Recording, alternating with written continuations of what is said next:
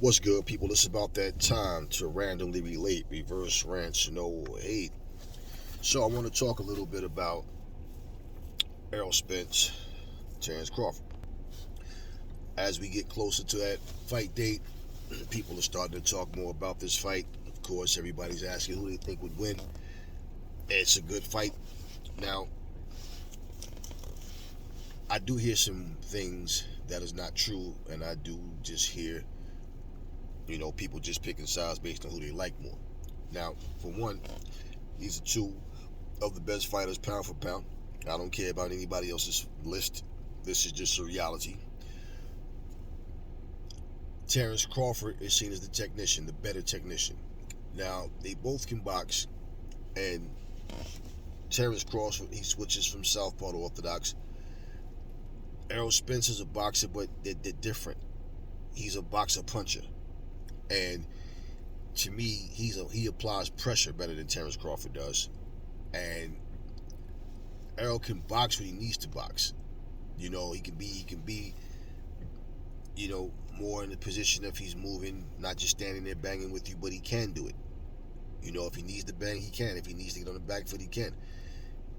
One of the things I like about his style is he works like everything off of that jab. He's jabbing to the body, he's jabbing up top. He'll jab up to the head, then jab down to the body, follow with the overhand right. Like he works off that jab, which is something that a lot of people forget.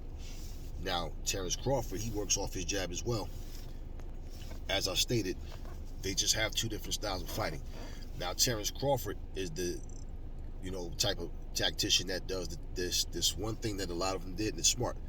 He's not going to stand there and bang with you when you're at full strength. If he starts picking you apart and he see that you can't really get to him, you don't really have much in your shots, that's when he'll stand and bang more. And pretty much between the two of them, I just think it's going to come down to not only who really can make who makes the least mistakes, but I think it's going to come down to who has that dog in them. Because I feel like if either guy's behind in the fight and they need a knockout to win, that they're going to have to let it all out and just go for it. I also feel like, between the two of them, Terrence Crawford would probably be more satisfied with going to decision. I believe Errol Spence is more like, hey, if it goes to 12 rounds, it goes, but I want to knock this man out. So even if Terrence Crawford, no matter what he says, he knows that he can outbox, fighters and pretty much get the unanimous decision. But I believe, and not saying that he doesn't want to knock out Spence, but I believe Spence want to get it over with more so than if he has a choice. That's what he wants to do. He wants to knock guys out. So how the fight plays out is solely going to be up to them. I mean, we can all pick who we think is going to win, but there's going to be adjustments that have to be made. Now, one thing for sure is this. One of the lies that's being told is that, Errol Spence didn't knock out Sean Porter, which is true. And Terrence Crawford knocked him out, which is false. In fact, when Sean Porter went down, you remember when Sean Porter got knocked down twice? And you remember when he started pounding his hand against the canvas? Sean Porter could have got up. Kenny Porter threw the towel in. Sean wasn't wobbling around, legs gone. No, he got clipped. But he could have continued. And so, no, he did not knock out Sean Porter. That's not true. I don't know where people is coming up getting this, but I've been seeing comments and just hearing people saying all kinds of crazy things about that fight. Like, in that sense, no. Now, you can say that he was more dominant against Sean Porter than Errol Spence was, but you can't base one thing that I learned, especially when it comes to the elite guys. You cannot base because this guy looked this way in front of this guy, then he'll automatically be better against this guy. I mean, how many times do we have to, we can make up these examples. Look, Floyd Mayweather would fight a guy. Okay, he fought Shane Mosley. Pacquiao fought Shane Mosley. He gave Ricky Hatton his first loss. Pacquiao gave him his second loss. just different guys that they fought, that Pacquiao looked more dominant against them, more explosive against them. That doesn't mean he can beat Floyd, though. It just means against those opponents. Not to mention, if you watch these guys, okay, I saw him fight Floyd, and I'm studying this guy because I want to fight this guy next. But either way, the whole point is with that, you can't just base it on, oh, but he look how good, like, Pacquiao did better against them. Look, what you like and what a fighter's doing that needs to be done can be two different things. Then you can look and say, well, look, Pacquiao fought Marquez 4 times.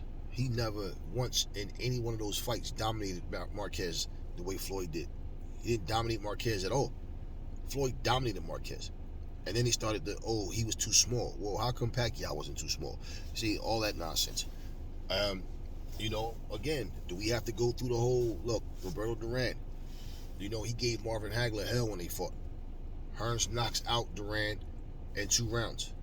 Hagler knocks out Hearns in 3 rounds. Hearns and Leonard give each other both more than they can stand. Leonard gets the win. Of course, they had the rematch at the end of the controversial draw. But, just saying. We can't sit and just look at, because this guy beat this guy. George Foreman, who destroyed Ken Norton and destroyed, Joe Frazier, who both beat Ali. Why would anybody think Ali was going to beat George, right? And then look at what happened when they fought. So I don't really base things on that. It's certain things you can look and you can take away. There are things that you can, but you got to understand every fight is different. And Sean Porter may have made more mistakes against Terrence Crawford than he did with Errol Spence. 2 different fighters. It doesn't matter. Each night is a different night. So who's going to win? That's what we're going to find out. And for whatever reason, people are talking about Terrence Crawford's punching power as if he's the big dog in this fight, like he's the naturally bigger, stronger guy. Or they're saying all these things, and it's like, okay, I just take it that's Terrence Crawford fans, or that's people that is picking Crawford because they think he's more versatile and has more tricks up his sleeve, than Errol Spence does. That's yet to be seen, like how it's going to play out in the ring. But he's not a harder puncher than Errol Spence. By far, he's not a harder puncher than Errol Spence. In fact, Errol Spence, the way he mixes his shots up to the head and the body, he's not just jabbing repetitively, sloppily. Now, one thing that they both do at times, Crawford and Spence, a lot of times when they fight their opponents, they get lazy with that jab, or they'll throw it and kind of like leave it out there too long and get counted. They both do that. And so these guys are going to have to take inches away from each other, where they're not making these mistakes, where they're not, just taking unnecessary shots for being careless on defense. So I think we're going to get a good fight. Now, I don't think it's in Terrence Crawford's best interest if he tries to fight with ego and tries to bang with Errol Spence. I think Errol Spence gets him out of there. He might get him out of there regardless, even if he does fight a smart fight. Who knows? But at the end of the day, this whole thing about Terrence Crawford knocking out Sean Porter is a complete lie. He never knocked him out. He knocked him down 2 times, and Kenny Porter threw the towel in. Let's get that right. But I'm looking forward to the fight. I don't really care about a prediction, to be honest with you. I just want to see it. People can talk about it in the comment section or whatever, and they're going to do that. That's fine, But I just want to see a good fight go down. And this is another fight. Again, now everybody want to bring up what happened in the past. Everybody want to talk about what took the fight so long, and how come they didn't, fight 3 years ago. How come, man, listen, like I said in the last video when I spoke about these two, the fight's here now.